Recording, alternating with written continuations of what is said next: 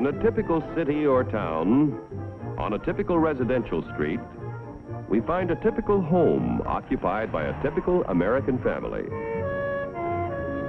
Like millions of his fellow Americans, John Q. Public earns enough money to keep up the payments on a new car.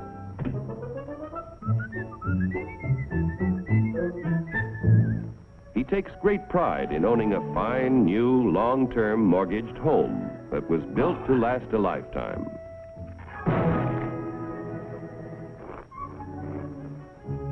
Mrs. John Q. Public no longer finds housework fatiguing drudgery, thanks to a host of labor-saving devices, including her husband. Mr. John Q., because of a 40-hour week, has the leisure to dream about his favorite sport. Darling!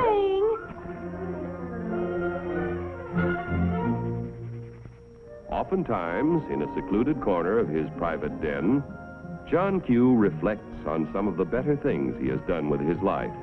Insurance to protect his family if he is called before his time. Money in a savings account for emergencies, for summer vacations, and to help put John Q. Jr. through college. In spite of the high cost of being a husband and father, John Q. has a private little nest egg. His practical nature tells him it ought to do more than collect moths. Let's see, where did I put this thing? I know it's... common stock. Do I own any? I don't even know what they are. In that case, it might be a good idea to get a little information with a fellow who owns and operates a company that makes and sells oil drums. Each year, customers buy more and more from our... because he makes a better oil drum than his competitors.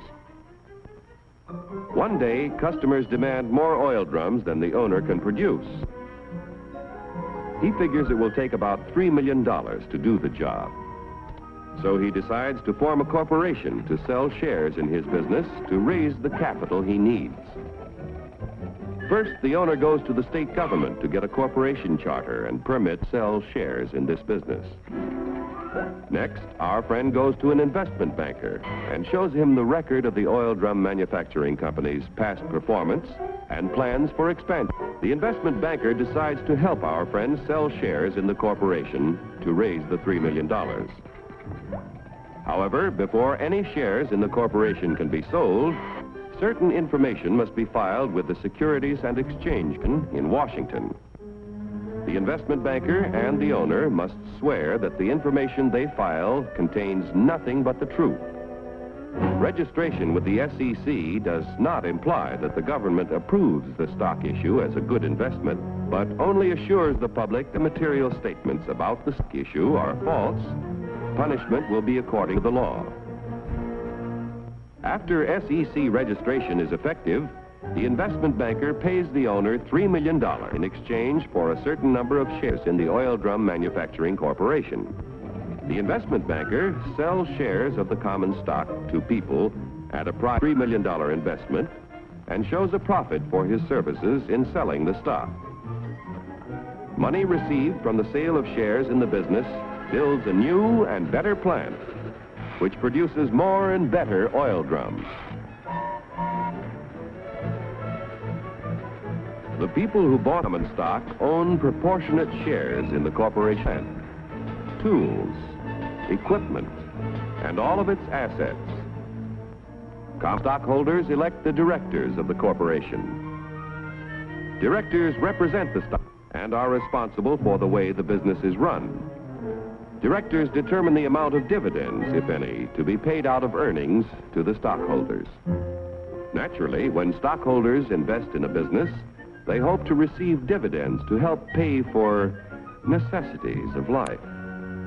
Within a few short years, an increasing demand for the company's product poses a friend. How can he fill all the orders? He will have to build more plants and buy more tools to increase production of oil drums.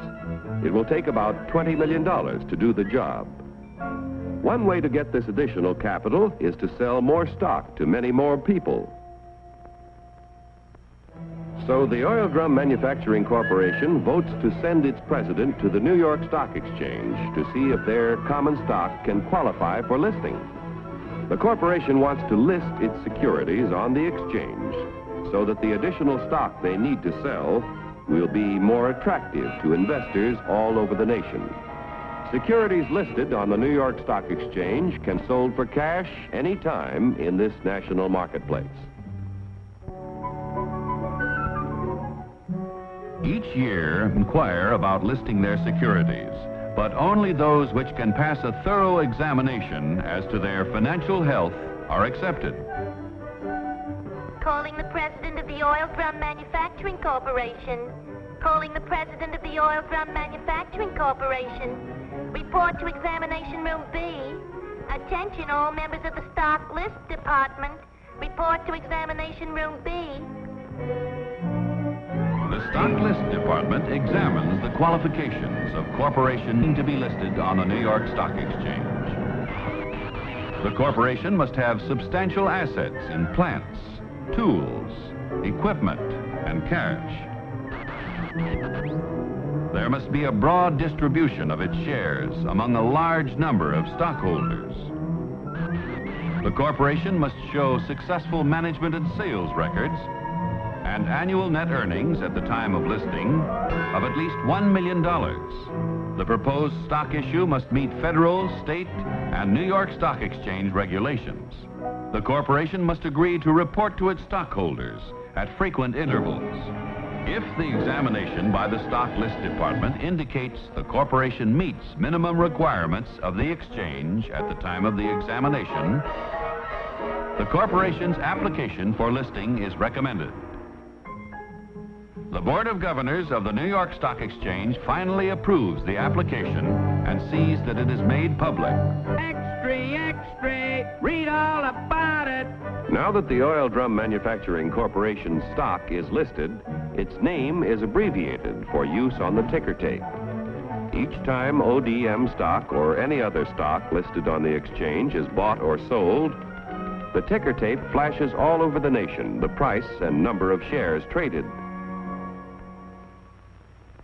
A buyer in Colorado wants to purchase some ODM stock. The buyer's broker in Colorado sees that the last ODM transaction was at $10 a share. The buyer could buy from 1 to 99 shares, which would be known as an odd lot. But a Colorado friend decides to invest in 100 shares, known as a round lot. The Colorado broker wires the order to his New York office. The buy order is telephoned to the floor of the New York Stock Exchange. It is given to the firm's floor partner, who becomes the representative of the buyer in Colorado. The floor partner goes to the post where ODM stock is traded. The representative of the buyer in Colorado bids $10 a share for 100 shares. But at the moment, there is no stock offered for sale at this price. In the meantime, however, in Maine, an ODM stockholder who needs cash decides to sell his 100 shares if he gets $10 a share. The Maine broker wires the sell order to his firm's representative on the floor of the New York Stock Exchange.